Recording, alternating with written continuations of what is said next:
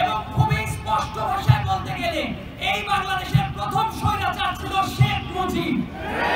এই কথাটা বলতে অনেকে দ্বিধান্বিত হয়ে পড়ে এখনো। বেশ কয়েক বছর ধরে চিনি অনেকগুলো আহত মানুষ আছেন যারা আজকে বসে আছেন। এই মানুষগুলোর কান্না কি আমরা মুছে দিতে পারছি কিনা? এই কান্না যতদিন না মুছে দেওয়া হবে আমার কাছে মনে হয় ততদিন পর্যন্ত মুক্ত বাংলাদেশের দাবি করাটা আমাদের কাছে হবে খুবই অনৈতিক একটা কাজ। আরেকটা জিনিস বলে রাখাটা দরকার, অনেকে অনেক আক্ষেপ করেন যে এত মানুষ মেরে ফেলার পরেও শেখ হাসিনার ভেতরে এবং তার দলের লোকদের ভেতরে কোনো রিমোর্স বোধ নাই কেন? আমি বলি ওদের দলের ভেতরে রিমোর্স বোধ থাকা উচিত না। তার কারণ ফ্যাসিবাদ আওয়ামী লীগের ডিএনএর ভেতরে আছে। শেখ হাসিনা হঠাৎ করে 2024 সালে এসে স্বৈরাচারী হয়ে যায় নাই। 2011 সালে পঞ্চদশ সংশোধনী যেদিন করেছে ওই দিন থেকে শেখ হাসিনা স্বৈরাচার ছিল। এমনকি শেখ হাসিনা নতুন করে বাংলাদেশে কোনো কিছু করে নাই।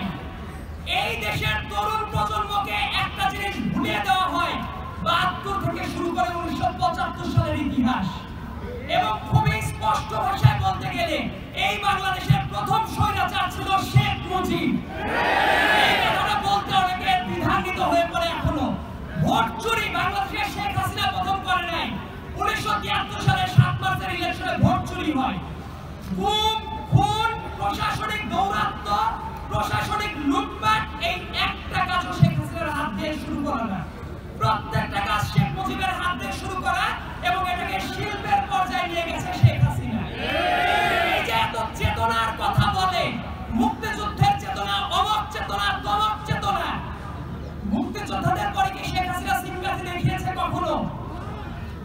কখনো দেখায় না। এটার কারণ আপনাদের মনে থাকার কথা, এই ঢাকার মেয়র ছিল সাদেক হোসেন খোকা সাহেব, একজন গেরিলা যোদ্ধা যার রক্তের ওপর দিয়ে বাংলাদেশ স্বাধীন হয়েছে।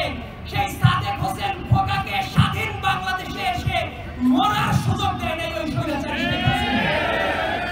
তার আশেপাশে যত মানুষ থাকতো প্রত্যেকটা মানুষ লুটপাটের অংশীদার ছিল এবং যত ব্যবসায়ী, যত সংবাদ মাধ্যমের যারা কর্মী ছিল, যত আদালত, একটা ব্যাপারে কথা বলতে খুবই আক্ষেপ হয়। আমি আইনের ছাত্র, যে মঞ্চে দাঁড়িয়ে আমরা কথা বলছি আমাদের হাতের বাম সাইডে যে আদালতটা আছে বাংলাদেশের ভেতরে পবিত্রতম জায়গা হিসেবে চিন্তা করা যেত, কিন্তু ওই আদালতের মাধ্যমে কত নিরীহ মানুষের রক্ত কেড়ে নিয়েছে শেখ হাসিনা, তার কোনো ইয়ত্তা নাই।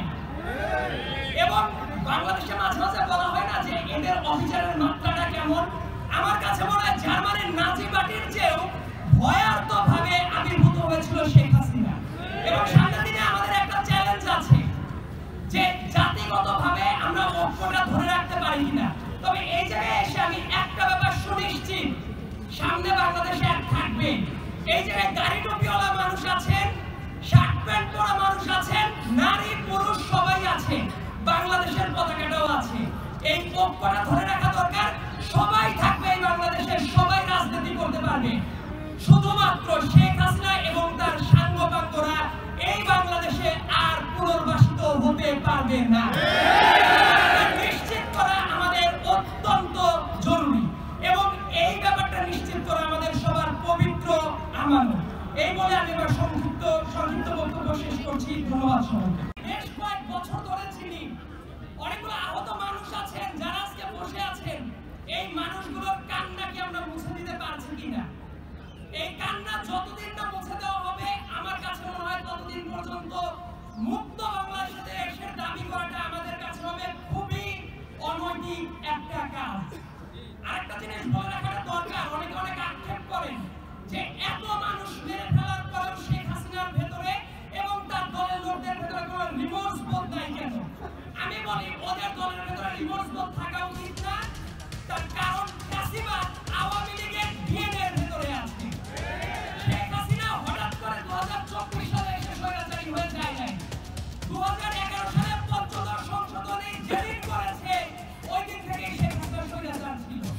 এমনকি শেখ হাসিনা নতুন করে বাংলাদেশে কোনো কিছু করে নাই। এই দেশের তরুণ প্রজন্মকে একটা জিনিস ভুলিয়ে দেওয়া হয় 72 থেকে শুরু করে 1975 সালের ইতিহাস এবং খুবই